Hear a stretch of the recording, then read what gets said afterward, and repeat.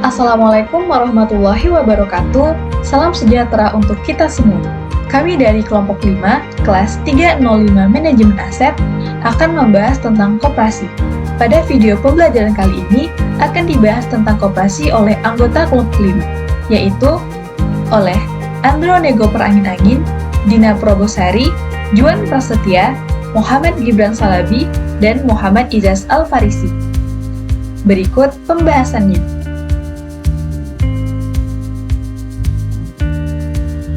Baik, di sini saya akan menjelaskan tentang pengertian koperasi, jenis-jenis koperasi, dan tahapan-tahapan pembentukan koperasi. Yang pertama, yaitu pengertian koperasi. Pengertian koperasi menurut Undang-Undang Nomor 17 Tahun 2012 Pasal 1, yaitu badan hukum yang didirikan oleh orang perseorangan atau badan hukum koperasi dengan pemisahan kekayaan para anggotanya sebagai modal untuk menjalankan usaha yang memenuhi aspirasi dan kebutuhan bersama di bidang ekonomi, sosial, dan budaya sesuai dengan nilai dan prinsip koperasi.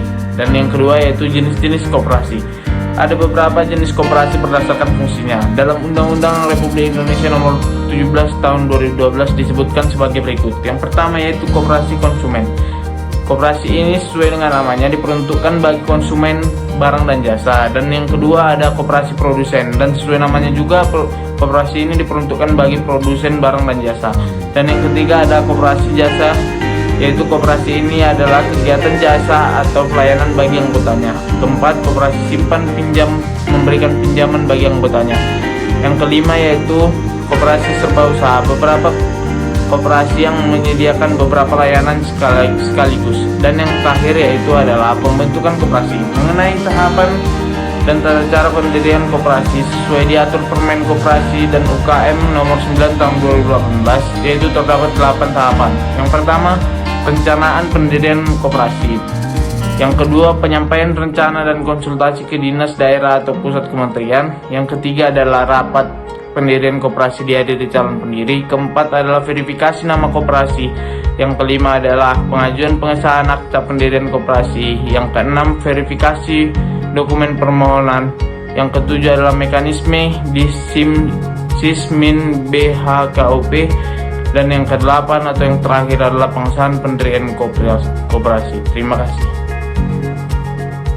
Selanjutnya akan membahas tentang landasan hukum koperasi Indonesia. Landasan hukum koperasi di Indonesia terbagi menjadi 3 hal. Yang pertama, landasan ideal koperasi Indonesia. Landasan ideal koperasi Indonesia adalah Pancasila. Yang kedua, landasan strukturel. Landasan strukturel atau landasan gerak koperasi Indonesia adalah Pasal 33 Ayat 1 Undang-Undang Dasar 1945, yang mana di dalamnya menegaskan bahwa perekonomian disusun sebagai usaha bersama berdasarkan atas asas kekeluargaan. Yang ketiga, landasan mental koperasi Indonesia. Landasan mental koperasi Indonesia adalah setia kawan dan kesadaran berpribadi. Dasar hukum koperasi diatur dalam Undang-Undang Nomor 25 Tahun 1992 tentang Perkoperasian. Undang-undang ini disahkan di Jakarta pada 21 Oktober tahun 1992 oleh Presiden Soeharto. Koperasi Indonesia berdasarkan Undang-Undang Nomor 25 Tahun 1992 adalah suatu badan usaha yang dipandang oleh undang-undang sebagai suatu perusahaan, di mana dibentuk oleh anggotanya untuk melakukan kegiatan usaha dan menunjang kepentingan ekonomi anggotanya.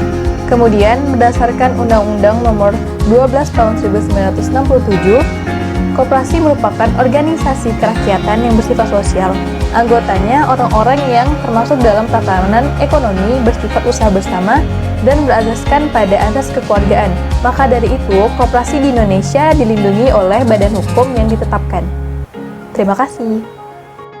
Pada kesempatan kali ini saya akan menjelaskan berbagai macam keunggulan dari koperasi. Yang pertama adalah sukarela dan terbuka. Anggota koperasi bergabung atas kehendaknya sendiri dan terbuka untuk siapa saja yang mau mendaftar. Kedua, dari anggota untuk anggota. Modal yang dipakai adalah simpanan wajib dan simpanan sukarela. Simpanan wajib itu diberikan sekali dan jumlahnya tidak besar sehingga tidak memberatkan para anggota. 3. Demokrasi ekonomi. Dalam koperasi dikenal imbalan jasa. Imbalan jasa diberikan berdasarkan banyaknya jasa sehingga tidak ada ketimpangan. 4. keempat, sesuai dengan kepribadian bangsa. Koperasi yang mengadopsi sikap kekeluargaan dan gotong royong sesuai dengan kepribadian bangsa. 5. Memperhatikan kepentingan anggota. Kegiatan koperasi tidak hanya jual beli, terkadang juga mengadakan pelatihan yang dapat diikuti anggota. Dan tujuan koperasi juga untuk menyejahterakan anggota, membuat anggota mandiri secara finansial. Selanjutnya saya akan menjelaskan kekurangan dari koperasi. Yang pertama adalah kurangnya sumber daya manusia yang profesional dalam pengelolaannya. Pengelola yang ditunjuk oleh pengurus bukan berasal dari kalangan yang memiliki pengalaman baik dalam bidang koperasi maupun dari bidang sisi wirausahanya.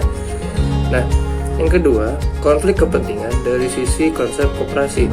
Koperasi pada dasarnya adalah badan hukum yang harus mengoptimalkan pendapatannya dengan mengambil pendapatan sebesar-besarnya. Namun di sisi lain, koperasi dituntut untuk mensejahterakan anggotanya. Nah, disitulah konflik muncul. Yang ketiga, masalah keuangan karena kendala modal. Pengelolaan seperti pembukuan yang kurang baik ataupun keuangan yang kurang sehat menyebabkan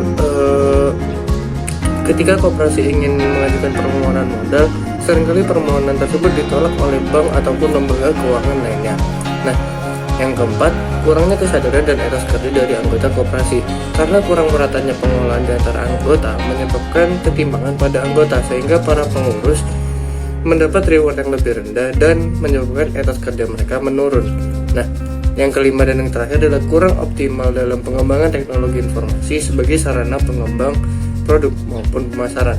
Kebanyakan koperasi hanya mengandalkan pemasaran berdasarkan sistem konvensional seperti melalui selebaran, media cetak, dan menyebarkan informasi dari orang ke orang. Terima kasih. Berikutnya saya akan membahas mengenai pembubaran koperasi. Menurut Undang-Undang Koperasi, terutama pasal 46 dan 47, koperasi dapat dibubarkan dengan dua cara. Yang pertama adalah pembubaran koperasi atas kehendak sendiri atau atas keputusan rapat anggota. Pembubaran ini dapat dilakukan dengan koperasi menyelenggarakan suatu rapat khusus untuk membahas pembubaran koperasi dan keputusannya akan diberikan kepada pejabat yang berwenang. Lalu pejabat tersebut akan menerbitkan sebuah surat keputusan pembubaran koperasi. Lalu cara yang kedua adalah pembubaran koperasi atas keputusan pemerintah atau pejabat. Hal ini dapat terjadi apabila suatu koperasi tidak memenuhi ketentuan dalam undang-undang perkoperasian. Lalu juga koperasi tersebut kegiatannya bertentangan dengan ketertiban umum ataupun kesusilaan. Dan yang terakhir, kelangsungan hidup dari koperasi tersebut sudah tidak dapat diharapkan. Terima kasih.